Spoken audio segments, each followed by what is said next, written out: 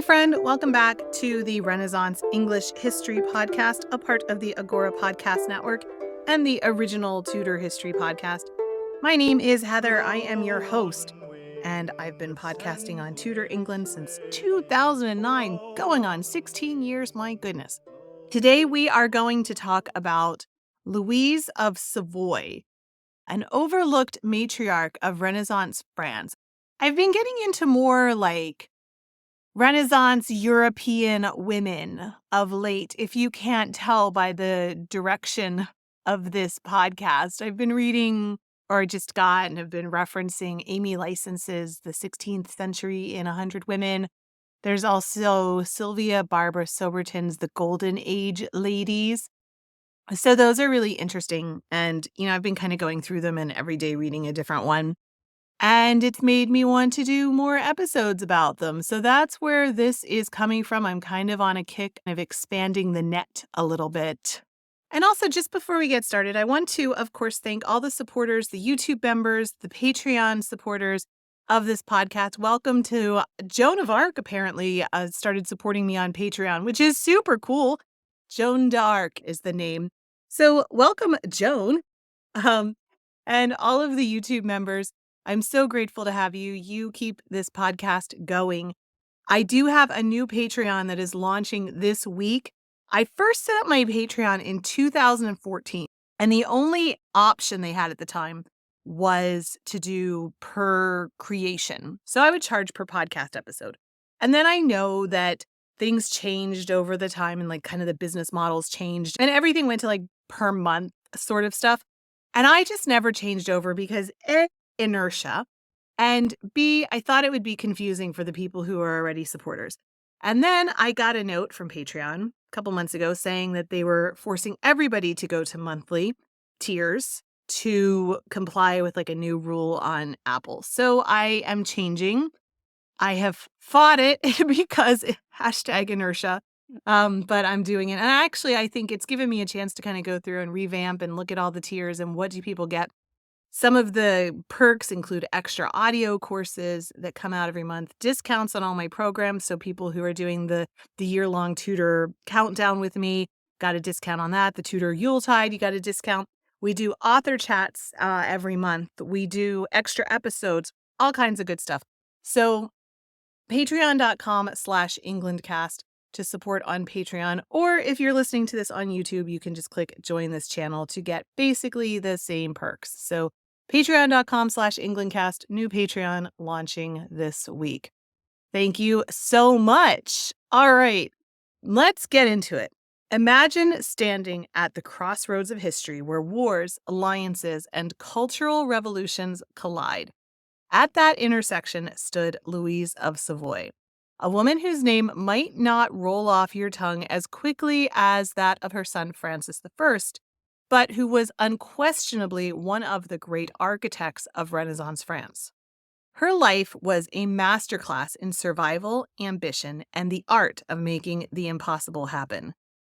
Born into a world that dismissed women as little more than pawns in the dynastic game, Louise of Savoy refused to play by those rules. Instead, she rewrote them.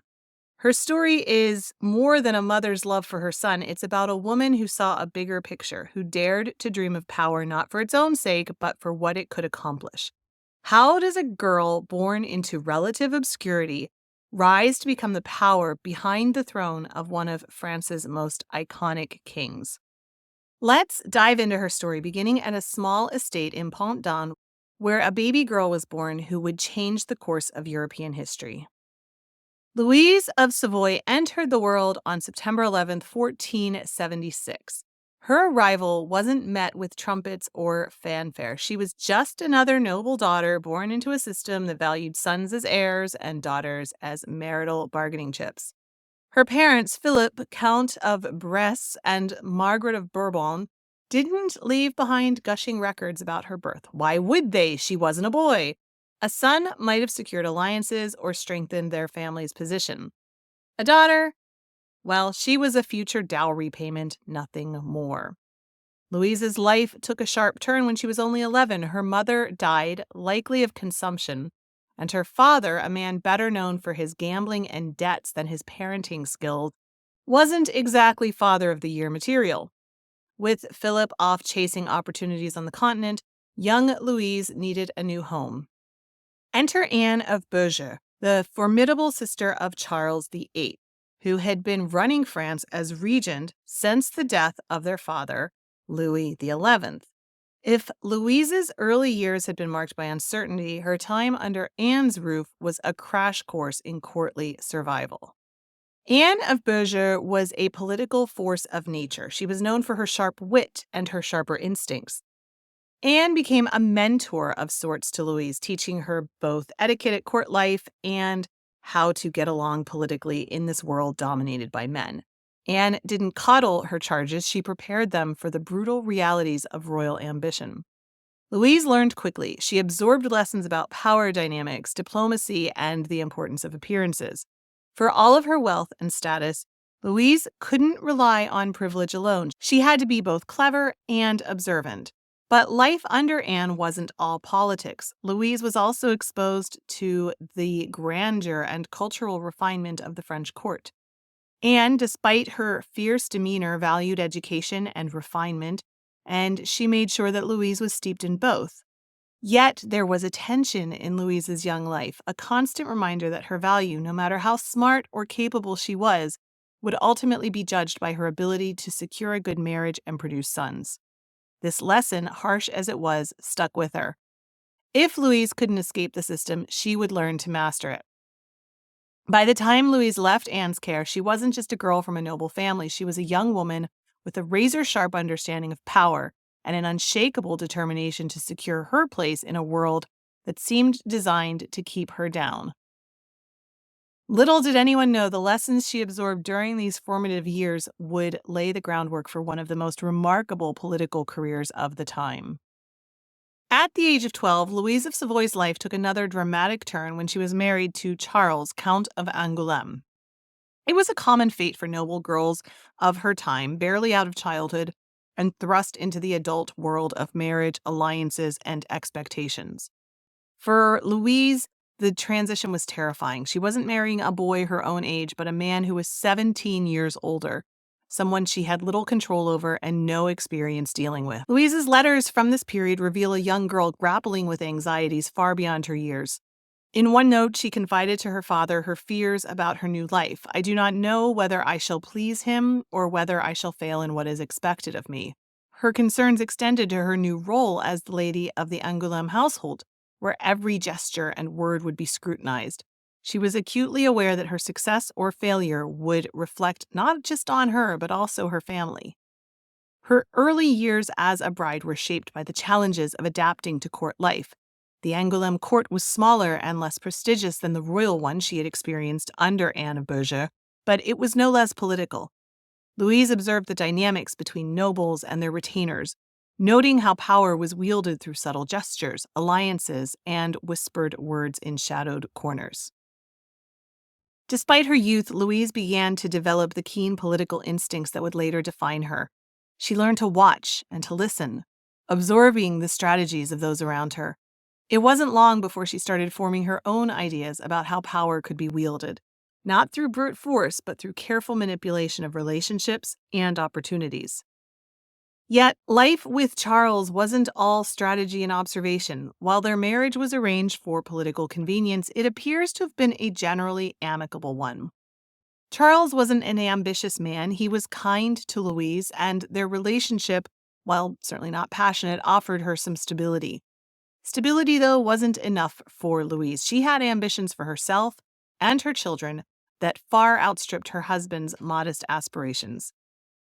In those early years, as she adjusted to married life, Louise was already laying the foundation for a future where she and her family would rise far above the limited world she had been born into.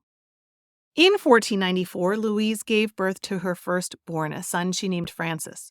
It was a moment of overwhelming joy and relief for a young mother who understood all too well the stakes of producing a male heir. The arrival of Francis cemented her position in the Angoulême family and set her dreams into motion. Just 2 years later, she welcomed her daughter, Margaret, a brilliant child who grew up to be one of the most accomplished women of her time. Yet from the very beginning, Louise's focus was on Francis. To her, he was the key to a future far grander than anyone could have imagined. Legend has it that shortly after Francis's birth, the Italian hermit and mystic Francis of Paola visited Louise. Known for his prophetic abilities, the hermit made an extraordinary prediction. Her son would one day become king of France. It was a really bold claim, considering Francis was not directly in line for the throne. But for Louise, it was more than a prophecy, it was a mission. From that moment on, every decision she made was calculated to prepare Francis for a destiny that she believed was preordained. Louise's maternal ambitions shaped every aspect of her son's upbringing. Unlike many noble women of her time, she didn't delegate his care entirely to wet nurses or tutors. She was deeply involved in his education, ensuring he was not only skilled in the arts of war and diplomacy, but also steeped in cultural and intellectual currents of the Renaissance. She surrounded him with the best minds she could find, emphasizing the importance of knowledge, charm, and charisma, qualities that would make him stand out not just as a nobleman, but also as a leader. Her dreams for Francis were inextricably linked to her own understanding of power. She saw the fractures in the Valois dynasty and understood that opportunities often arose from chaos. Louise nurtured her son and taught him to seize opportunities when they came. She imbued him with her own unyielding confidence and ambition, whispering in his ear that he was destined for greatness. In 1496, tragedy struck Louise of Savoy's life when her husband, Charles, died after a lingering illness. She was just 19 years old and she had two small children. Margaret was still an infant and Francis was about 2 years old. Widows in Louise's position often found themselves at the mercy of their extended families. But Louise wasn't one to simply fade into the background. She transformed her grief into determination, dedicating herself to ensuring her children's survival and success. Without a husband to shield her or champion her children's claims, Louise had to rely on her own wits and resourcefulness. The Angoulême family was not particularly powerful, and Francis's claim to the French throne was tenuous at best. Yet Louise saw potential where others saw limitations. She secured her family's position by forging alliances with influential figures at court, displaying a sharp sense of strategy that rivaled any seasoned politician. She cultivated relationships with key nobles and carefully avoided alienating her late husband's rivals. A pivotal figure in her strategy was Louis XII. When he ascended to the throne in 1498, Louise found herself in a delicate but potentially advantageous position. Louis was childless and didn't have a male heir, which meant that her son, though not an immediate contender, was still part of the extended Valois family tree. Louise positioned herself as a loyal ally to the king. She ensured that Francis grew up at the royal court, where his charm and intelligence could capture the attention of those who mattered. Louise understood that she couldn't rely on bloodline alone to secure her son's future. She worked tirelessly to build a network of supporters who could champion Francis's cause when the time came. Every decision she made was driven by the goal of elevating her son to the throne. And as she maneuvered through court life, Louise's reputation as a shrewd and unyielding strategist began to take shape. So it all panned out for her when, on January 1st, 1515, Francis ascended to the throne, fulfilling the prophecy. Louis XII died without a male heir, and the crown passed to Francis, who was the closest male relative in the Valois line. One interesting thing about French succession is that France operated under the Salic law, which restricted inheritance to only male descendants, and Francis and Louis XII weren't necessarily the closest of relatives. They were actually first cousins once removed. So while they may have had to go back a bit to find their common relationship, Francis was the closest male heir because women could not inherit. As Francis stepped into his role as king, Louise became his most trusted advisor. Their relationship was unusually close for monarch and mother. It kind of reminds me of like Henry VII and Margaret Beaufort. Also, Louise of Savoy was really young when she had Francis, just like Margaret was young when she had Henry. So there's a lot of commonalities there with Francis and Henry VIII's father, Henry VII. Francis openly acknowledged her as the mother of the king and the kingdom, and when he embarked on an ambitious military campaign in Italy, Louise took on the role of regent, wielding power with remarkable skill. She managed the kingdom's finances, quelled rebellions, and maintained the fragile balance of power among the nobility. Her most significant test came during the 1525 Battle of Pavia, when Francis was captured by the Spanish. While others panicked, Louise acted decisively. She negotiated with Charles V to secure her son's release and preserve the stability of the French crown. Louise's influence extended far beyond politics, of course. She was a passionate patron of the arts. She ushered in what many considered to be the golden age of the French Renaissance. Under her guidance, the court of Francis became a hub of cultural and intellectual activity, and Louise encouraged her son to invite luminaries like Leonardo da Vinci to France, cementing the country's reputation as a center of artistic innovation. She also supported lesser-known artists and poets and scholars, recognizing the power of culture to bolster her son's reign. Some of her battles were deeply personal. Chief among her rivals was Anne of Brittany. Anne of Brittany is fascinating. She became the queen of two French kings. First, she was married to Charles VIII. This united Brittany and France. She was struggling to keep control of Brittany separate. She always wanted Brittany to stay independent. Anyway, then after he died, she married Louis XII of France, who had been Charles's successor. So during the time when Louise is going to court and raising Francis at court, Anne is married to Louis XII. There's the possibility that they could have a son, which would knock Francis out of the running entirely. They did have children. Only two survived to adulthood, and they were both girls. And then the fact that Anne had daughters and Francis was rising under Louise's tutelage meant that there was tension around who those daughters might marry. Anne of Brittany was fiercely protective of her daughters, particularly Claude, who was the heir to Brittany, and she had hoped to marry Claude to Charles V, who was then a young prince of the Habsburgs, which would have strengthened Brittany's relationships outside of France. But Louise of Savoy wanted her son to marry Claude, ensuring that Brittany would be absorbed into the French crown and also making it clear that Francis was Louis XII's heir. If Francis marries his daughter, then it's clear that he will be the heir, right? Because there are no other sons. In the end, Louise's ambitions prevailed. Francis had married Claude in 1514, so that when Louis XII died, Francis was the obvious heir, and it didn't pose any kind of challenge or anything like that. The two women, Anne and Louise, clashed over everything from marriages to court appointments. But Louise knew how to pick her battles. She avoided open confrontation with Anne, choosing instead to work behind the scenes, leveraging her alliances and outmaneuvering her rival in the long game of court politics. Louise of Savoy passed away on September 22nd, 1531. She left behind a legacy that shaped not only the reign of Francis, but also French history. Louise was never a queen, but she wielded power and influence that rivaled any crowned ruler of her time. As regent, she proved her political acumen during some of the most precarious moments in French history. Her negotiation skills when she secured her son's release from captivity showed her ability to manage European diplomacy, and she stabilized the French crown during times of upheaval. Her contributions to arts and culture left a lasting mark on the Renaissance. Without her foresight and support, people like Leonardo da Vinci might never have made their way to France, and the French Renaissance might have been a shadow of what it became. But perhaps her greatest legacy is the lessons that she gave to her children. Francis's confidence, charm, and boldness were reflections of his mother's teaching. Marguerite of Navarre, Louise's daughter, would go on to become a celebrated writer and intellectual, often credited as one of the first modern feminists. She might not be remembered as widely as her son or her daughter, but her story is one of remarkable perseverance and influence. From a young widow with no resources to the architect of a dynasty, she played her part with courage and brilliance. Her life reminds us that behind every throne, there is often a figure whose strength and vision make the impossible possible. For France, that figure was Louise of Savoy.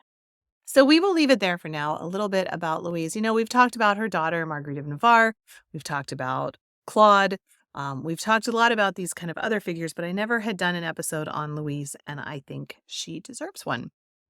All right. Remember the new Patreon launching this week, patreon.com/EnglandCast, where you can get all kinds of extra episodes, extra content, all kinds of good stuff. Thank you so much for your support, my friends. All right. We will leave it there for now. I will speak with you again very soon. Have an amazing week. I'll talk to you soon. Bye-bye. Blow, northern wind, a scent will make me sweating.